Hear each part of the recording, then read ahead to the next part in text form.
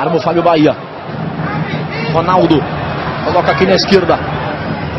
Sacramento, cruzamento na área. Peboli, sobrou pro Ronaldo!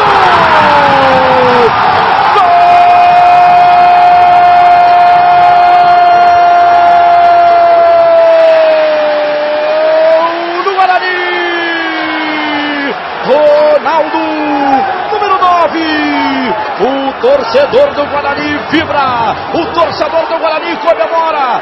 Bola pela esquerda. Danilo Sacramento. Ali uma jogada de fliperama dos jogadores da Portuguesa. No bate-rebate, sobra do Ronaldo. Por todos os ângulos para você curtir. A batida do Ronaldo de pé direito. O primeiro gol do jogo. Gol do Guarani. 8 do segundo tempo. Aí o Ronaldo veio para a câmera.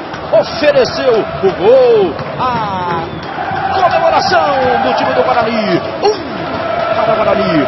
0 Portuguesa.